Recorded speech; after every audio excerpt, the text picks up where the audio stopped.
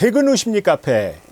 아유, 정말 직장 때문에 힘들어 하시는 분들 너무 많으시죠. 이 직장 스트레스, 또 일상적으로 왜 우리는 출근만 하면 스트레스가 쌓이고 힘들까 하는 이야기를 나누고 있습니다.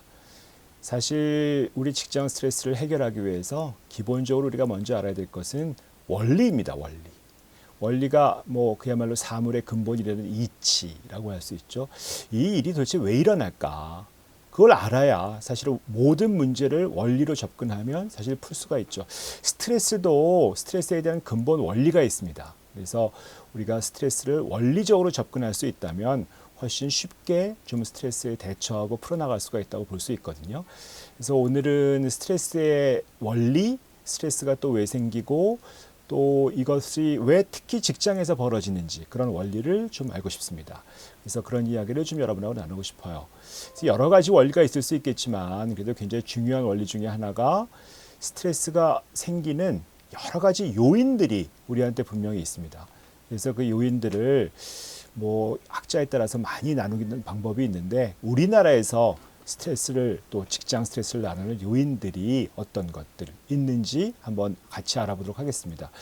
왜냐하면 이게 집에서의 스트레스 또 뭐 학교 다니면서 스트레스하고 좀 다른 일종의 뭐 조직 문화, 환경, 업무랑 관련된 그런 일들이 분명히 직장에서는 있거든요. 그래서 직장 스트레스의 아주 고유한 원리가 무엇인지 좀 알고 싶습니다. 그래서 그것들 하나하나 나누겠습니다. 먼저 처음 조직 문화라는 게 있어요. 예를 들면 제가 뭐 상담했던 어떤 분들은 굉장히 다정한 사람이에요. 사람들을 되게 좋아하고 친화력이 높고 뭐 그런데 그런 분이 조직 문화가 회사에 딱 들어갔더니 그런 친교를 전혀 안 하는 회사인 거예요. 앉아서 출근을 딱 했는데 아무도 말을 안 해요.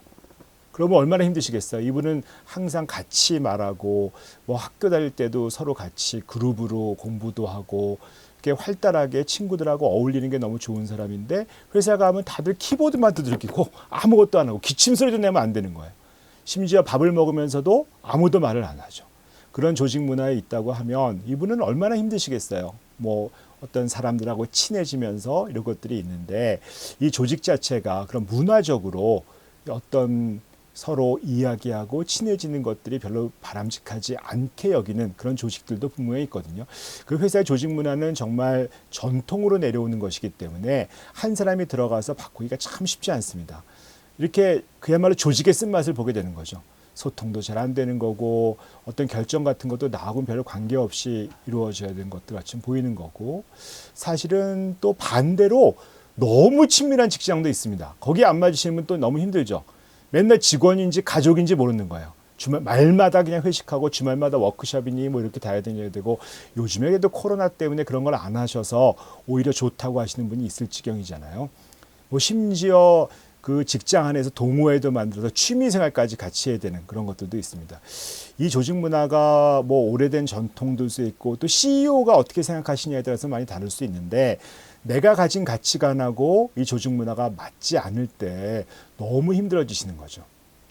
사실은 우리가 봤을 때 어떤 조직 문화에 잘 맞는 그런 사람들을 고르는 것들이 어떤 회사에서 어떤 채용 담당자가 해야 될 일이고 본인도 어떻게 보면 그런 것들을 잘 감당하고 넘어가는 것들이 사실 우리가 어떤 직장 스트레스에서 해결할 수 있는 첫 번째 문제라고 할 수 있을 것 같습니다. 그래서 내가 잘 맞지 않을 때 스트레스가 정말 광풍처럼 다가온다 하는 것들을 좀 아시면 좋을 것 같습니다.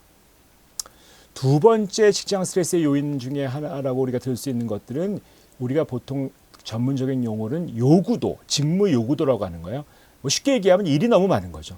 사실 일이 뭐 직장이라는 데는 다 아시지 않습니까? 그만두지 않을 정도로 월급을 주면서 시킬 수 있는 모든 일을 하는 것이 직장이죠. 정말 끊임없이 일이 퍼부어지는 것 같습니다. 사실은 뭐 일이 또 기업이 또 잘 될 때는 성과가 잘 나고 수익을 많이 낼 때는 정말 그것 때문에 또 일이 많죠. 그 일을 다 감당해야 되기 때문에. 또 어떤 경우에는 내가 일이 없으니까 수익이 잘 안 나기 때문에 그 수익을 내게 하기 위해서 또 돈은 못 벌지만 일을 많이 해야 되는 것도 있잖아요. 회사가 성장해도 일이 많고 회사가 성장하지 못해도 일이 많습니다. 밀려드는 일을 감당하기가 쉽지 않습니다. 어떻게 보면 우리나라가 이렇게 정말 단기간에 큰 경제적인 성공을 이룰 수 있었던 것은 한 사람이 여러 사람 몫을 했다고 볼 수 있죠. 제가 그걸 정말 아주 절실히 느낀 게 제가 뭐 한 2000년대 그때 이제 외국에 연수할 기회가 있었는데 가보니까 아무리 적게 봐도 우리 한국 사람들이 한 10명분 일을 하는 것 같아요. 무슨 얘기냐면 한 사람이 할 일에 대해서 미국에서는 거의 10명 정도가 붙어서 일을 하더라고요. 그러다 보니까 사실은 나는 정말 일을 많이 하고 있는데도 불구하고 정말 여러 사람의 몫을 감당하고 있음에도 불구하고 시간은 없고 일은 더 쌓이고 일이 정말 산더미처럼 쌓이는데 무엇을 어떻게 해야 될지 모른다 하는 분들이 너무 많으시거든요. 또 그것이 또 전부 다 일을 많이 하면 좋은데 항상 그렇잖아요. 어디 가면 어떤 사람은 진짜 일을 많이 하게 되고 어떤 사람은 또 일 적게 하는 사람이 눈에 보이기 때문에 그런 것들을 또 내가 보게 되면 너무 힘들어지고 어려워지는 경우가 간혹 있지 않습니까? 그래서 나만 또 힘든 것 같을 때 나한테 직무 요구도가 높을 것 같을 때 너무 힘든 거죠. 세 번째 직장 스트레스랑 연관이 되는 어떤 원리라고 할 수 있는 건 직무 환경입니다. 이 환경이 어떠냐에 따라서 예를 들면 내가 좀 아토피가 있어요. 그런데 뭐 사무실에 갔더니 창문이 없어요. 통풍이 안 돼. 그런 곳에 있으시면 너무 힘들죠. 뭐 소음, 진동, 온도, 환기, 습도 뭐 이런 것들이 그 물리적인 환경이 사실 굉장히 큰 영향을 많이 끼치거든요. 그런데 이런 솔직히 말씀드리면 이런 물리적인 환경은 우리나라 많이 좋아졌어요. 그런데 다른 환경이 좀 있죠. 조직 분위기랑 관련되는 환경. 예를 들면 폭력적이고 욕설이 난무하는 상사, 동료, 뭐 우리 회사에 보면 제가 상담하다 보면 항상 어떤 회사든지 미친 개가 있더라고요. 미친 개가 짖는 거죠. 그 사람 목소리만 들어도 뒷모습만 봐도 나중에 트라우마처럼 돼서 그 사람이 출근하는 모습만 봐도 정말 미칠 지경이 되는 거죠. 그 사람만 생각하면 거의 무슨 악연인지 뭐 그 사람 나를 괴롭히려고 회사를 다니는 건지 또 옆에 있는 동기한테는 욕을 안 먹지만 동기는 또 너무 잘난 척하는 거예요. 그러니까 그 동기 꼴 보기 싫죠. 후배는 또 치받아요. 위에서 옆에서 밑에서 사방을 둘러봐도 나를 치받는 사람 같은 그런 환경이 있다는 곳. 그것이 바로 열악한 근무 환경에 만드는 직무 환경의 문제라고 할 수 있습니다. 또 굉장히 중요한 어떤 직무 스트레스를 주는 요인 중에 하나가 자율성, 업무 자율성이라고 얘기하는데요. 내가 스스로 무엇인가 결정할 수 없다는 것, 이것이 굉장히 힘듭니다. 실제로 어떤 분들은 이전에는 자기가 좀 결정하고 그런 회사에서 좀 월급을 좀 높여서 좀 좋은 회사라고 옮겼는데 거기에 갔더니 사실 스스로 결정할 수 있는 것들이 하나도 없는 거예요. 옛날에는 내가 알아서 결정하고 전결로 딱 해서 해야 되는데 여기서는 조그만 일이라도 팀장님, 과장님, 부장님, 이사님까지 줄줄이 보고해야 되는 거죠. 중간에 한번 걸리면 예를 들어서 뭐 결제 하나 조그만 돈 결제 하나 해줘야 되는데 거래처에서 왜 돈 안 주냐 하는데 그거를 다 결제를 받기 위해서 층층시야 다 넘어가야 된다는 거 이런 식으로 지내다 보니까 이게 너무 힘든 거죠. 사실은 내가 결정할 수 있는 것들이 아무것도 없다고 하면 사실은 자율성이 높으신 분들은 사실 참 힘듭니다.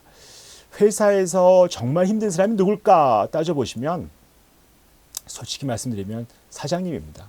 사장이 힘들죠. 월급도 줘야 되고. 하지만 사장은 사실은 아무리 힘들어도 회사가 망하기 전까지 버텨요. 왜 그럴까요? 그 일종의 주인의식이죠.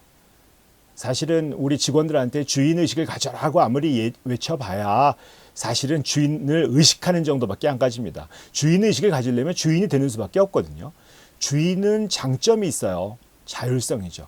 내가 권한이 있다는 것들이 많은 힘든 일들을 견디게 합니다. 근데 권한은 없으면 사실은 그 자율성이 없다는 것들은 일종의 업무에 대한 만족도는 낮출 수밖에 없고 자존감도 떨어지기 때문에 스트레스가 많아질 수밖에 없습니다. 우리가 어떤 요구도 또 그다음에 어떤 자율성 이 두 가지를 직무 스트레스에서 가장 중요한 어떤 요인이라고 봅니다. 예를 들어서 요구도도 많고 자율성도 떨어지는 일이 정말 제일 더러운 일이죠. 일 중에. 근데 요구도는 많더라도 예를 들어서 자율성이 좀 높다고 하면 견뎌볼 만한 겁니다. 내가 아무리 바빠도 내 스스로 뭔가 결정할 수 있다. 나한테 책임이 있다라고 하면은 훨씬 어떤 어려운 일도 감당할 수 있는 게 인간이거든요. 사실 인간이 아주 단순하지가 않기 때문에 그런 어떤 자율성과 요구도 사이의 어떤 조화를 어떻게 이루느냐가 굉장히 중요한 요소라고 할 수 있습니다. 또 다른 요인들 중에서 제가 볼 때는 우리나라에서 가장 힘든 것 중에 하나가 사실은 일보다 사람이 힘들다고 한 것이에요. 소위 전문적인 용어로는 관계 갈등이라고 하죠. 대인관계는 괜찮은데 취직을 하고 나서 대인관계가 직장 내에서 어려운 거예요. 예를 들어서 있던 부장님하고 식사를 하면서 이런저런 얘기를 했더니 다른 부장님이 나를 배신 때렸다고 하는 거예요. 알고 봤더니 내가 식사한 부장과 나를 좀 잘 챙겨줬던 이전에 이런 부장하고는 또 서로 완전히 원수지간인 거죠. 그래서 사실은 직장 안에서 눈치를 봐야 되는데 그걸 우리가 어떻게 합니까? 누구 라인인지. 너 내가 얘기를 하면 너 누구 라인이구나 이렇게 되다 보니까 사실은 동료들하고도 사실은 마음을 터놓을 수가 없게 되니까 너무 힘들어지는 거죠. 저희가 옛날에 가치엽서 프로젝트라는 걸 해본 적이 있거든요. 가치엽서라는 걸 보면서 어떤 엽서 한 장에 네 삶에서 중요한 것이 무엇이냐라고 이제 물어보는 거죠. 네 삶을 의미 있게 만드는 게 뭐야? 라고 물어봤을 때 한국 사람들이 다른 나라 사람들하고 아주 독특하게 다른 응답을 보인 게 있습니다. 그게 뭐냐면 한국 사람들은 굉장히 관계가 중요하다고 합니다. 이게 우리끼리, 이게 참 재밌죠. 이게 우리나라라고 하잖아요. 영어는 우리나라가 아닙니다. 영어는 my country죠. 우리 집이죠. 한국말은 영어는 my home이죠. my house. 심지어 우리 집사람이라고 하죠. 우리 아내. 아니 무슨 아내가 무슨 공유 일부 다처제예요. 근데 우리는 우리 아내라고 합니다.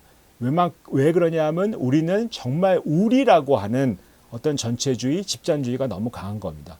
그래서 우리가 되게 중요한데 직장에서 우리를 만들어내는 게 너무 어려워요. 사람들이 뭐 정치가 아주 대표적인 거죠. 우리를 만들기 위해서 서로 남을 욕하고 남을 적대시하는 게 바로 정치의 본연의 모습이지 않겠습니까?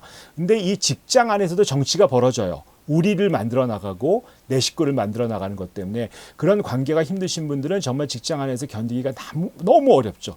뭐 직장 안에서의 어떤 따돌림 같은 거, 왕따가 꼭 학교에서만 있는 게 아닙니다. 오히려 요즘에는 학교 넘어서 취업을 했는데도 사실은 이런 따돌림 같은 것들이 많이 있고요. 직장 안에서 괴롭힘, 따돌림, 그다음에 언어폭력, 요즘에 얘기하는 성추행 같은 것들, 이런 것들이 사실은 직장 안에서 너무 아주 빈번하게 벌어지기 때문에 우리가 직장 스트레스의 아주 중요한 요인이라고 할 수 있습니다. 우리가 직장 스트레스 요인 중에서 이제 중요한 것 중에 들 수 있는 것들 중에 많은 것들이 마지막 것이 역할 혼동이라는 거예요. 내가 뭐 하는 사람이지? 사실은 이걸 잘 모르는 거야. 예를 들어서 내가 규모가 딱 짜여져 있어서 내가 이 일만 해야 된다. 인수인계를 정확하게 받아서 이 일을 해. 그런데 그 일 내가 인수받아서 그 일을 잘했거든요. 근데 직장에서 갔더니 상사가 이 일은 왜 안 하냐? 이러는 거예요. 내가 인계를 받지 못했는데.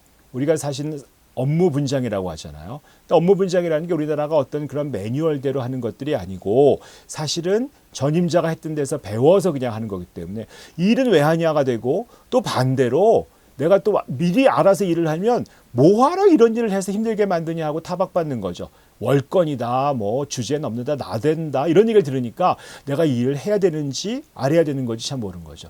이게 내 역할 속에서 이것이 정말 내가 해야 될 일인지 아닌지 소위 외국에서는 그 job description, 직무 기술이라고 해서 그 매뉴얼 너는 이거부터 여기까지 해야 된다. 이런 건 어떻게 하고 비상시에는 무슨 일을 어떻게 해야 된다. 누구한테 보고해야 된다고 되는데 우리나라는 사실 그런 걸 잘 갖춘 회사가 별로 없어요. 사실은 이런 것들이 우리를 되게 힘들게 만드는 직장 스트레스 요인이라고 될 수 있습니다. 그런데 여러 가지 요인들 말고도 다른 것도 많죠. 일은 많은데 급여가 적은 거. 이게 사실 어떻게 보면 제일 핵심 요인이라고 할 수 있겠고 또 적성에 안 맞는 거, 비전에 없는 거, 의미도 없는 일 같은 거. 그다음에 회사를 다녔는데 인사가 좀 불공정하다. 상벌이 좀 이상하다. 조직 체계가 이상하다. 이런 분들 너무 많고요. 사실은 이런 여러 가지 원인들이 사실 우리가 직무 스트레스라는 걸 만들어냅니다. 그래서 우리가 보면 어떤 직무 스트레스라고 하는 것들이 있을 수밖에 없다는 건 당연합니다. 이런 요인들이 바로 있으니까. 그런데 이런 직무 스트레스가 나한테 어떤 요인 때문에 오는 것인지를 좀 알아차리는 것들이 굉장히 중요합니다. 사실 우리가 봤을 때 그런 연구가 있더라고요. 어떤 미국에서 한 연구인데 연봉이 높을수록 출근 시간이 이르다. 빨리 가서 내가 일을 하고 싶은 사람이 오히려 연봉도 더 많이 받는다. 이런 얘기가 많이 있거든요. 지각하는 거야. 교통 문제, 거리 문제 이런 거 여러 가지가 있지만 사실 지각을 하고 있는 거 이런 것들 또 조퇴하는 거, 결근하는 거, 병가 휴직 이런 것들이 다 사실은 직장 스트레스랑 연관이 있거든요. 사실 내가 이 회사를 다니고 있는 것들이 좀 마음에 들지 않는다, 힘들다라고 느끼신다면 어떤 요인들이 나를 힘들게 만들고 있는지 한번 돌아보면 이것이 바로 직장 스트레스를 해결하는 첫 번째 원리가 될 수 있을 것이다 라고 말씀드릴 수 있을 것 같습니다. 오늘은 여기까지 하도록 하겠습니다.